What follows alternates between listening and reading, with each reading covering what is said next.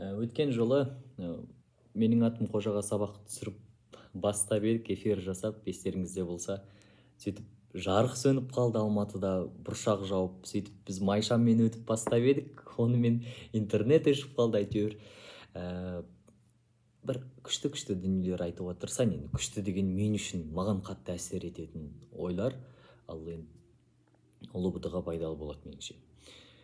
Қожа неге ондай деген сұраққа келейікші. Қожа неге үйтеді? Себебі қарап отырсаңыз, киносының өзінде айтады ғой, мен білмеймін дейді, мен қалай істеп қойғандығымды білмеймін, бірақ мен істеп қоя берем, солай бір бұзықтық жасап қоя берем, басқа әсіресе мына сөмкесіне құрбақа салып жібереді ғой, сол кезде неге істедің десе, білмей қалдым дейді. Мен не үшін істегенім шын мәнісінде бала толық өзі түсініп тұрған жоқ, осознавать етіп тұрған жоқ, не үшін олай істеп тұрғандығын.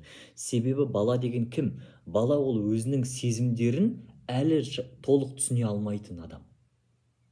Ал бұзықтық дейтін болсақ, тентектік дейтін болсақ, ол не дейтін болсақ, ол адамның көбінесе, баланың жағдайында әсіресе өзіне назар аудартқысы келуі, внимание қажеттігі.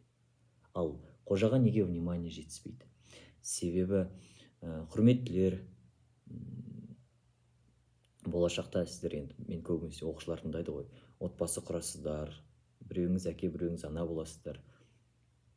Отбасы болудың бірінші бір несі солау деймін, миссиясы солау деймін, ажыраспау да негізі.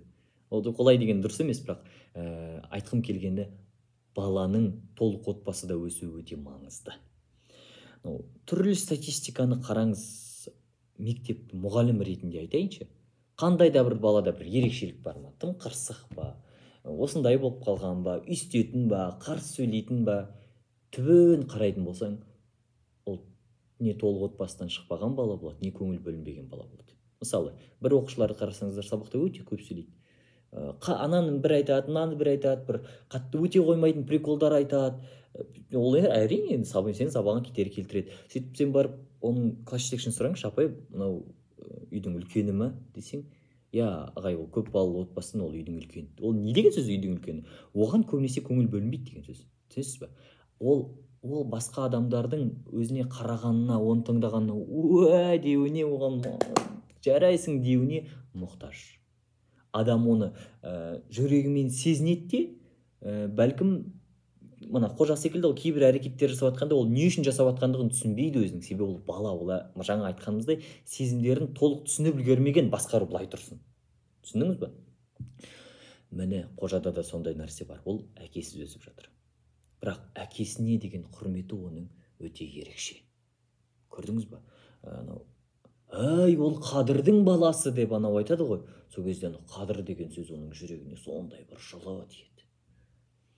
Неге? Себебі қазақы тәрбиеде әкенің, жалпы қазақ былай тұрсын, адамзаттық құндылықта әкенің адамның өміріндегі маңызы зор.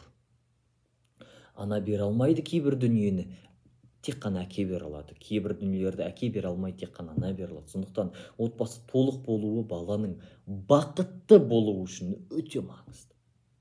Білімді болуы үшін деп жатқан жоқпын, бақытты болуы үшін.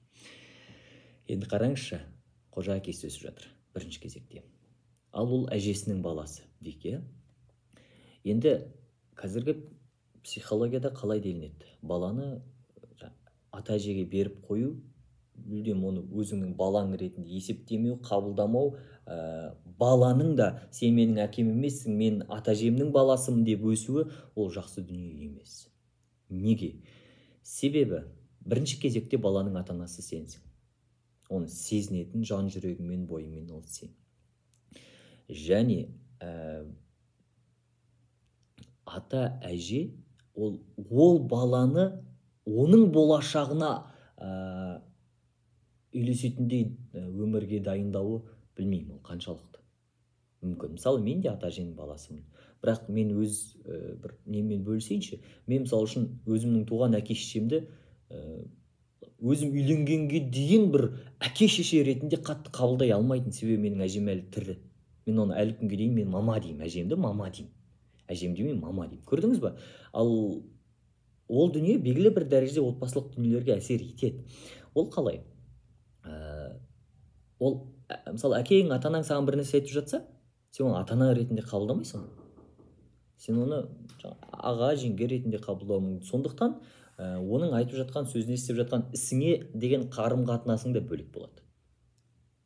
Және манағы айтқан дүниемді толықтырып өтейінші, баланы адам болашаққа дайындау керек. Мысалы әже бірінші ұрпақ, сенің әкең екінші ұрпақ, және сен үшінші ұрпақсың, иә. Сенің әкең сенің болашағының қандай екендігін шамамен болжай алуы мүмкін. Себебі ол қазір құндылықтарды түсінеді, иә, көріп жүр басқа соған қарай балам қазір біздің кезімізде осылай еді, сенің кезіңде осылай болады ау деп болашаққа қарай сені жетелеуі мүмкін.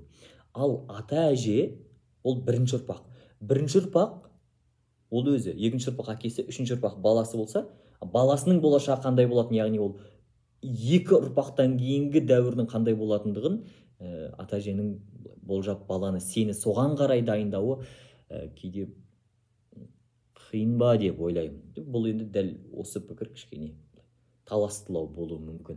Және тағы дүние бар енді, қанша дегенмен өмір бар жерде өлім бар. Баланың кішкентай кезінде ата әжесі қайтыс болып кетсе, басқа қалса, немесе есейген кездің өзінде біраз жасқа келгеннен қайтыс болып кетсе, бала жетімсіреп қалады. Түсінесіз ба? Себебі үлкен кісі дегендей. Бұны не айтып жатырмын? Не үшін айтып жатырмын? Қожаның әжесі қожаның жанын түсінуі, білмеймін ғой, басқа дүниелер кішкене қаса бір байқала бермейді. Неге дейсіз ғой? Себебі фильмнен көрсеңіздер болады, қожа ұйықтап қалады да, қожа өзінен оянып кетеді. Ой, әже, оятпағыңыз ба, бірінші Оспанов ағайдың сабағы. Ой, кім ол Оспанов? Дейді әжесі. Бала, әже, оятпадың ба, ойбай-ау, бірінші анау ағайдың сабағы. Ол ағайға деген, оның түсінде ол ағай, ол құрметті адам, қожаның түсінде. Ал әжесі үшін ренжімеңіз, ол бір шикол. Әжесінен анау мектептегі мұғалім қаншасы кіші, ой, сол ма? Мен оның андай кезін көрген, мен өзім мындай көзім. Әжесін ол үшін ешкім емес. Сонда әже мен баланың арасындағы байланыстың жоқтығы тағы да аса бір көңіл бөлінбей қалып жатыр. Ал оның анасы болса, ол бөлек жерде жұмыс істейді. Түсінесіз ба? Міне сонда жан-жақтан келгенде қожа вниманиеге аш болған бала. Ол сұлтанды не үшін жақсы көреді білесіз бе? Себебі сұлтан оған, ой, қожа, сен осындайсың дейді. Қожа, жүр осылай істей, қожа, жүр осылай. Яғни қожаға көңіл бөледі ол. Онымен дос болады, онымен сырласады, оған ұнайтын бір нәрсе жасауға тырысады. Міне осындай себептерден қожаның образы ашыла түседі. Түсінесіз бе? Және менің атым қожадағы тағы бір ерекше дүние анасының образы. Шығарманы қарап тұрсаңыз, ананың негізгі шығармада көрініс табатын моменттері бұл бір қандай да бір қожа бұзықтық жасаған кезде қожаға келіп ұрсып кететін, оны тәрбиелеп кететін адам кейпінде көрінеді, көбінесе, барлық нен емес. Ал енді неге олай болу керек? Сонда бала жақсы дүние істесе, оған ешкім жарайсың демейді, ал тентектік жасаса неге үйттің дейді. Әділетті ме? Аса әділетті емес. Сонда анасының тарапынан да оған қатты көңіл бөлінбеуі. Көрдіңіз ба? Ол ананың мейіріміне мұқтаж. Құштар, ол анасын жақсы көреді, аяйды. Алайда анасының да оны жақсы көргендігін ол бейсаналы түрде қалайды, оны қатты бірақ түсінбейді. Ол кезде енді заманның қиыншылығы, басқа дүние болар еді. Оны бөлек сырып қойық. Демек, ананың да махаббатының жетіспеушілігі оған қатты себеп болады. Және бір дүние бар, ол Майханова. Рахманов ағай бар, басқасы бар. Ең соңында мектептен шығару оқиғасы болған кезде, ағаштың төбесінде күтіп отыратын кезінде, өтіп бара жатқан кезде айтады ғой, түбінде адам болатын бала дейді. Енді Майханова неге соны қожаның өзіне айтпады? Бұзықтық жасап болған кезде, кешіріңіз, білесіз бе, сіз бұның әкесі осындай адам болған деп қожаның әкесі жайлы айтқан кезде, анау мұғалімді қатты жақсы көріп қалып, сыйлап кетеді ғой, естеріңізде бар ма? Майхановаға айтқан кезде. Ал Майханова іштей оның мұғалімі, қазақ тілі әдебиеті мұғалімін айтып жатырмын, қожаның. Іштей оның қандай адам екендігін түсінсе де, сезсе де, адамгершілігі бар, қожаға бір рет те болсын сен жақсысың деп айтқан жоқ қой. Түсінесіз бе? Ол мұғалімнің ол үлкен трагедиясы негізінде. Мен қатты қорқам сондай мұғалім болудан. Яғни қалай айтсам екен, бағалаушы мұғалім болудан қорқамын. Мысалы, сен келдің, қазақ тілін білмейсің, әдебиет білмейсің, саған 3 қоям. Менің мақсатым сонда оған 3 қою ма, білмейтіндігін өзіне жеткізу ма? Менің мақсатым оны білгізу емес пе? Менің мақсатым оған оның құштарлығын ашу емес пе? Көрдіңіз бе? Сонда Майхановадан екінші бір образды көреміз. Ол жақсы оқиды. Я, сен кереметсің. Жаман оқы, сен нашарсың. Нашарлығы жақсырақ қылуға ода бір ұмтылу процесі байқалмайды шығармада. Әсіресе қожаға келгенде. Қожаның ақылды екендігін біледі. Бағалары 4 пен 5. Қожатай, саған не болды деп бір рет жақсы мақсатпен сөйлескен кезі оның қатты көріне бермейді. Көрдіңіз бе? Сонда ол жазалаушы мұғалімге айналып кеткен. Ал басқаша болғанда ше, негізі Майханова жаман мұғалім емес қой. Негізі қожа жаман бала емес қой. Көрдіңіз бе? Осындай айналасындағы бүкіл фактор қожаның бейсаналы түрде өзі не істеп жатқандығын түсінбей түрлі бұзақылықтар жасауға себеп болады. Себеп ол қараңдаршы, мен бармын, көңіл бөліңдерші маған дейді. Мысалы, адам жақсылық жасайды, ешкім оған көңіл бөлмейді. Ол нормаль нәрсе секілді көрінеді. А бір жаманшылық жасаса, барлығы оған қарайды ғой. Көрдіңіз бе? Сонда адамның организмі, адамның ағзасы, ол түрлі нелер, шаблондар ұсынып тұрады.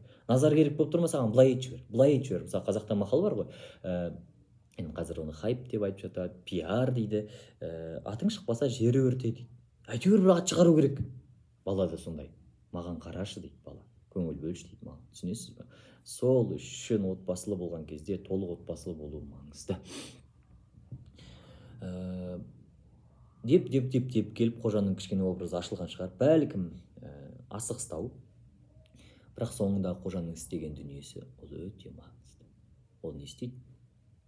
Бүгіннен бастап ешкімді балағаттамаймыз, сабақтан кешікпейміз, осылай істейміз деуі, бұл үлкен, бұл балалар әдебиетінен үлкен әдебиетке өткізіп жіберетін дүние көрінеді. Себебі Абайдың қара сөздерінде қалай келеді? Немесе діннен алатын болсақ, бір күнің екінші күнге ұқсамасын, яғни үнемі даму үстінде бол дейді. Себебі сен дамымасаң, басқалар дамып жатқандығы үшін сен дамымай өз орнында тұрсаң, кері кеткен жоқсың, дамымай орнында тұрсың, а басқалар дамып жатыр, сен автомат түрде артта қалып қоясың. Солай ғой.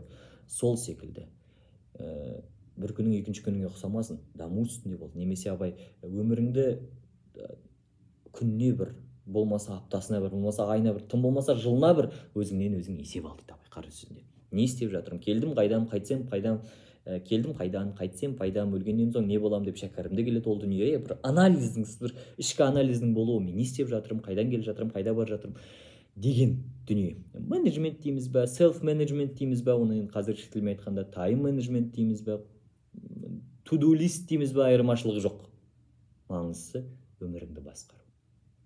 Яғни, мен не істеп жүрмін, қайда барып жатырмын, қандай кемшілігім бар және оны не үшін түзетуім керек.